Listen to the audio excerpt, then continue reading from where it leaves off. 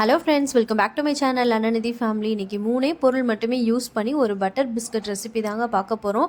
3 பொருள் இருந்தாலே போதும், ஈஸியாக அண்ட் டேஸ்டியாக சூப்பராக பிஸ்கட் செய்யலாம். பாருங்கள் எவ்வளோ கிறிஸ்பியாக இருக்குன்ட்டு. இனிமேட்டு கடையில் வாங்க வேண்டிய அவசியமே இல்லைங்க, வீட்லேயே ஈஸியாக பிஸ்கட் செஞ்சிடலாம். இது எப்படி செய்யலான்ற வீடியோ ஸ்கிப் பண்ணாமல் ஃபுல்லாக பாருங்கள். இப்போ வாங்க வீடியோக்குள்ளே போகலாம்.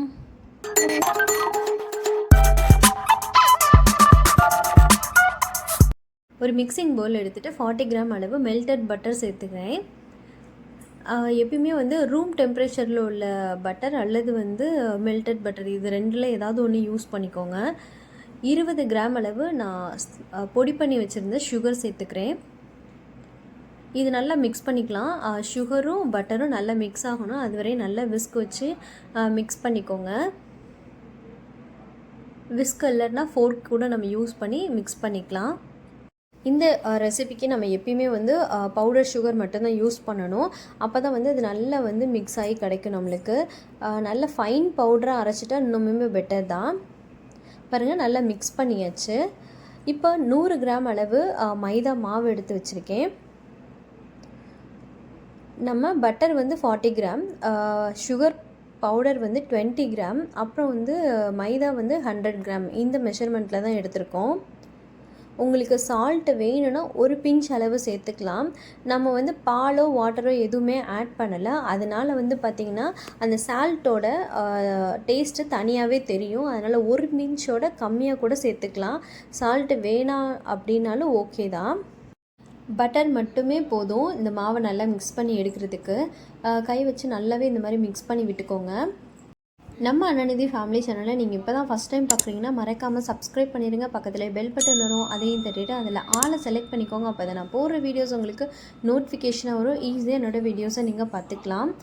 நம்ம மிக்ஸ் பண்ண மாவு இந்த மாதிரி அமுக்கி பிடிச்சோன்னா கட்டியாக வரணும், உதுத்து விட்டால் உதிர்ந்து போகணும், அந்த அளவுக்கு அதனோட ஸ்ட்ரக்சர் இருக்கணும். அப்போ தான் பிஸ்கட்டோட சாஃப்ட்னஸும் நல்லாயிருக்கும், டேஸ்ட்டும் சூப்பராக இருக்கும். கிளிம் கிராப் கவரோ அல்லது இந்த மாதிரி பிளாஸ்டிக் கவரோ ஏதாவது ஒன்று எடுத்துக்கோங்க.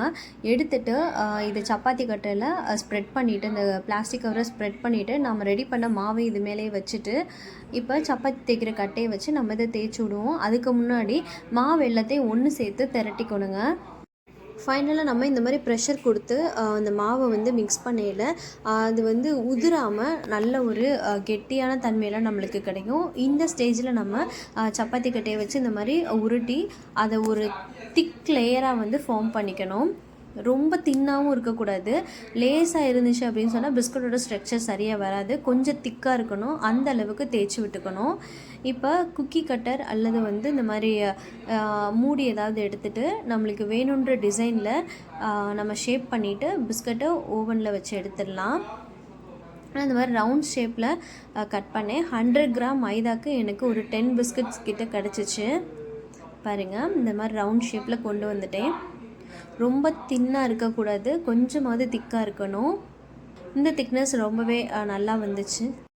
ப்ளைன் குக்கீஸாக கூட விட்டுருலாங்க. இல்லைன்னா உங்களுக்கு டாப்பிங்ஸாக ஏதாவது போடணும்னு நீங்கள் விருப்பப்பட்டீங்க அப்படின்னா ஆல்மண்ட்ஸ் அல்லது சாக்கோ சிப்ஸ் இந்த மாதிரி நான் சேர்க்குற மாதிரி சேர்த்துக்கலாம்.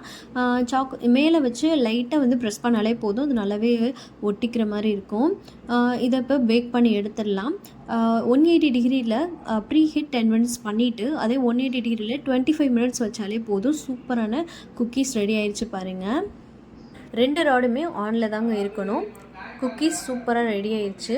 நல்லா ஆற விட்டோன்னு தாங்க இதை எடுக்கணும். ஆறுறதுக்கு முன்னாடி நீங்கள் எடுத்தீங்க அப்படின்னு சொன்னால் அது உடஞ்சி கிடைக்கும். நல்லா ஆறிடுச்சு அப்படின்னு சொன்னால் நல்லாவே எடுக்கிறதுக்கு ஈஸியாகவே வரும். பாருங்கள், சாக்கோ சிப்ஸ் குக்கி செம்மையாக இருந்துச்சுங்க. லுக்கே அட்டகாசமாக இருந்துச்சு. டேஸ்ட் வைஸும் சூப்பராக இருந்துச்சு. ஆல்மண்ட் குக்கியும் டேஸ்ட்டு சூப்பராக இருந்துச்சுங்க. பாலே சேர்க்கலை, ஆனால் சாப்பிடையில் நல்ல ஒரு பால் தன்மையோடு ரொம்ப டேஸ்ட்டாக இருந்துச்சு. எல்லாத்துக்குமே ரொம்ப பிடிச்சிருந்துச்சுங்க இந்த குக்கீஸை. லுக் வைஸும் சரி, டேஸ்ட் வைஸும் சரி, செம்மையாக இருந்தது. பட்டரோட ஸ்மெல் சூப்பராக இருந்ததுங்க. இந்த ரெசிபியை உங்கள் வீட்டிலே செஞ்சு பார்த்துட்டு எப்படி வந்தது அப்படின்றத எனக்கு கமெண்ட் பாக்ஸில் கமெண்ட் பண்ணுங்கள். இந்த வீடியோ உங்களுக்கு பிடிச்சிருந்துச்சு அப்படின்னு சொன்னால் அனநிதி ஃபேமிலி சேனலில் நீங்கள் இப்போ தான் ஃபஸ்ட் டைம் பார்க்குறதா இருந்ததுன்னா லைக் பண்ணுங்கள், ஷேர் பண்ணுங்கள், சப்ஸ்கிரைப் பண்ண மறந்துடாதீங்க ஃப்ரெண்ட்ஸ். மறக்காமல் கமெண்ட் பண்ணுங்கள். இப்போ நான் இதை டேஸ்ட் பண்ணி காமிக்கிறேன். பேக் பண்ணையில் வாசமே கமகமன்னு வந்திருந்ததுங்க. ஒரு பேக்கரிக்குள்ளே போயிட்டு வர ஸ்மெல் இருந்தது. உடைக்கையிலே நல்ல ஒரு கிறிஸ்பியாக இருந்துச்சுங்க. நல்லா மொறு மொறு மொறுன்னு இருந்தது.